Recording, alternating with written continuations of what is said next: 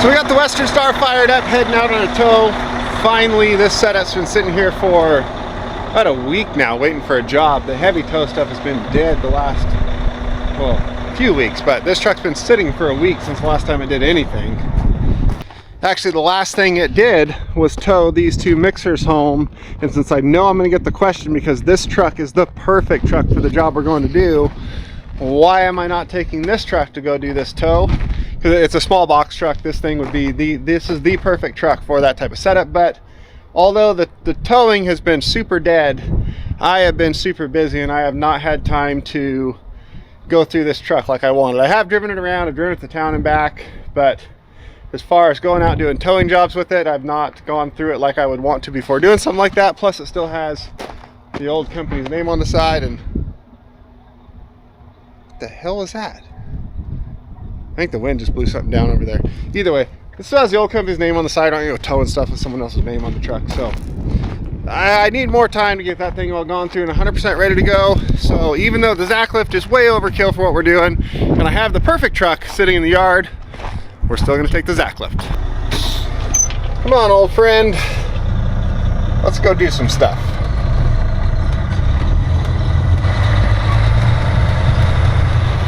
Okay, we are here. We've got it all hooked up. You guys actually saw me tow this thing in and unhook it. It's this little box truck here. From the front, this would have been perfect with the other truck. Pretty simple hookup. We just fork the frame here. We do have a bit of tilt to it to miss this, but nothing drastic or bad. See, we don't want to hook to this bar back here. That would be so nice, or like that, because it's got this frame extension where it's just butt welded, but it doesn't even line up. So we definitely don't want to hook to this or anything that's mounted to this. So we just come back here, fork the frame. The forks missed the fuel filler by like a finger, and then back there, we're just behind that U-bolt, because there's a little pocket between the U-bolts and the cross member on this side. There's not quite enough room to do that, so close enough. But either way, this truck we towed in the shop, it was making some motor noises that didn't sound too happy. So this belongs to a customer of mine. They had me tow it in here. We got light bar on, all this stuff. It got checked out, the motor's shot, it needs a whole new one, and they have decided that this truck is not worth putting a new motor in. So I'm going to tow it back out to their yard. They're probably going to strip the box. It's got brand new tires on it, strip all those, and find another truck to put all of this on. And we're off. You can see to the north there is a pretty hefty looking storm moving in. It's supposed to snow tomorrow. I believe the mountains over there, the Cascades, are supposed to get 20 inches of snow over this next 3 days of storms running through. So snow starts in the morning here in town. The mountains are supposed to get it pretty much the rest of the week, all weekend. And I need to get some tracked vehicles ready to go, and I think everything on this truck is good, so ready for winter. Well, it's the next day and that job is all done. Today though, my foster care time with the mixers is over. They are heading to their new home. Well, this one is today, that one is next day or two. So I'm gonna get this one warmed up, and low bed is coming to pick them up and haul them out of here. So I'm gonna get started up. Instead of bringing the low bed in here, we're gonna take it down the road over there and load it up out on the road. So it's gonna be much easier. So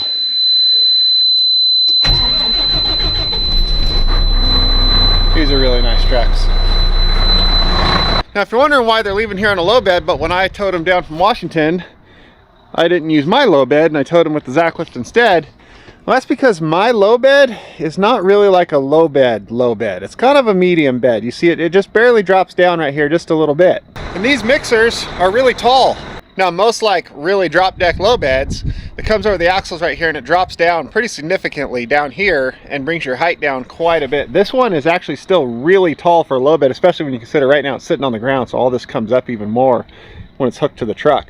But this super shallow drop is a huge advantage for like my towing use, that I use this thing more than for hauling equipment. You see, on something like this bus here, and especially this RV here, they have this long overhang out here back past the rear axle. So when you're backing things like that bus or an RV onto a normal low bed with that deep drop in it, like this one right here, you have to start stacking blocks and building ramps way up here in the middle of the deck to kick the back end up before it gets to that hump right here, so it'll clear it and go over the top, and then that ramp or blocks or whatever has to go all the way back here where however far your back tires go. Whereas on my low bed, you can see it's just one smooth thing all the way back through here, and that little tiny rise at the back, well, the back end of those things just clears right over the top of it, no problem at all. The other problem with stacking blocks is if you raise this right here up a foot to clear something back there, that part right there goes up much farther than a foot, because you know that's how like physics works. So although it might not make much sense at first, having a taller height deck can actually give you a lower overall height because the load is sitting flat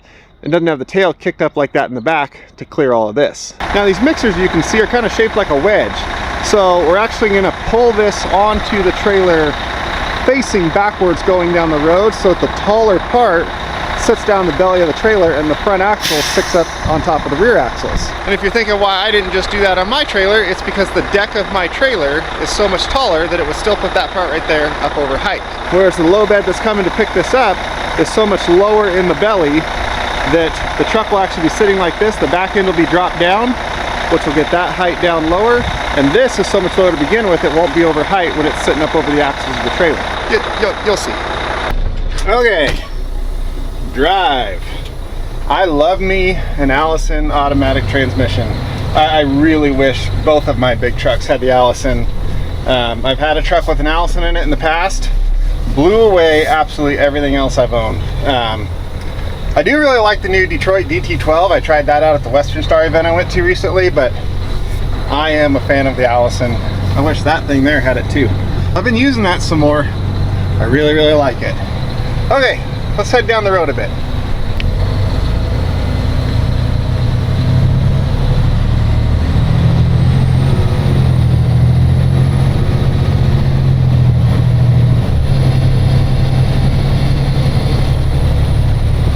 So much better than shifting. And right on cue, here comes a low bed. He's just gonna nose up to me, take the neck off the trailer, and then we can just drive this truck straight up onto it, and it'll be facing backwards like we want. All right, there it goes. You see this trailer, they've got these wheel pockets on the back here. It just goes right up over and sits in, and the front end being up higher, since the pivot point's right there, actually brings that high end even lower. So by bringing the front of the truck up higher, it brings the back end down lower. And even though this trailer, the back end's so much higher, way worse for the type of stuff I do usually, but much better for something like this. But you know, seeing as they're a mixer company and all, it makes sense to have a trailer that fits mixers so well. And that is a big, that's two gigantic dogs. Hello friends. Okay, so I walked back home and a few updates while we're here. One, the Great All is awesome. I've been using it for quite a bit of stuff around here. You know, the couple little jobs I've gone and done with it. That thing is so freaking cool. Number two, I got the mat tracks on the Silver Dodge ready for some winter shenanigans. And then number three, I tried putting those polar tracks on the Blazer.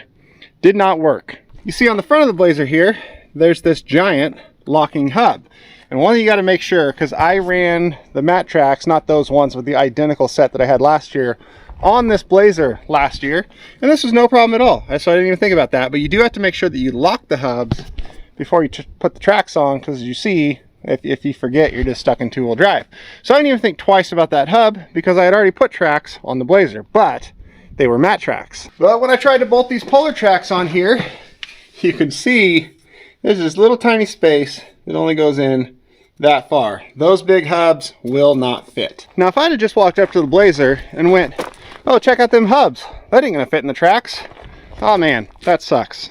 But that's not what happened. What happened was I had already gone through all the work of putting half the tracks on and getting the front ready for tracks, then realized it. So now I was determined to find a way to solve that problem. And as you can imagine by all of the random purchases in my yard, that led me right to Facebook Marketplace, where I was looking to get a new axle for this thing, something without the locking hubs, you know, like a normal like unit bearing front axle. Now what would have been super cheap and easy to find, even leaf spring ready, probably bolt right into this thing if the spring widths are the same, would be like a YJ axle or an older CJ axle like a Dana 30. I'm thinking, man, this is a built up Dana 44. A Dana 30 would be a downgrade, but also a Dana 30 is plenty to run tracks, because on tracks you're not trying to turn this giant huge tire, you're trying to turn that little drive wheel in there, and it's actually much easier on the axle shafts. Case in point, the track Jeep that I had that everyone loved for so long, that had a 5.2 liter V8 in it, Dana 30 in the front, Dana 35 in the rear, which is probably the worst four-wheel driving axle there is. That car has a Dana 35 in the rear. And that thing drug people all through the snow and stuck cars and trucks and stuff, and I never had a problem with any of the axles. So in reality, a cheap Dana 30 out of a YJ or a CJ or a something J, you bolt right in there, just have to match the 538 gears that this thing already has, throw the hydro assist setup on it, it's already there, and you're good to go. Well, as you know, that's not how Facebook Marketplace works. So it started with, well, it's a Dana 44, why not get another 44 to put in it that's out of like a TJ or a JK, because then we're not downgrading an axle size. Because that would just be so easy, right? No, it's not that easy, because both the TJs and especially the JKs have all kinds of stuff and brackets and things welded onto the front of that axle. You guys are noisy. So noisy. But there's so many brackets that you got to cut and grind off and smooth out and then weld your spring perches on. Whereas on a Jeep Cherokee axle, which is what is right here, Jeep Cherokee Dana 30, under this thing, there's like nothing. So you just get your spring perches. Oh, that's a shock. Oh, that's a, what the hell is that? Steering stabilizer mount. Right there. Maybe it should, oh, I guess it's welded. It's fine. But you just put your spring perches where you need them, welded them on, you're good to go. And those axles are a dime a dozen all over the internet. So that would be super easy. You can find those things for like $100. Slap some gears in it, throw it under here. Hey, we're good for the winter on track, so we can bolt this axle back in when we're done, right? Yep, let's do that. Well, it's not what we did. Did something else. So you're gonna have to wait till the next video to see what happened when I typed Cherokee axles into Facebook Marketplace. I bought some Cherokee axles. They're attached to something that's not a Cherokee. So, you'll see. Oh, and by the way, my daughter named this truck Minto because it's minty and it tows. And we just have this hooked up right here. I left it up for a couple days to see if it would bleed down with weight on it, and it doesn't, so we're good.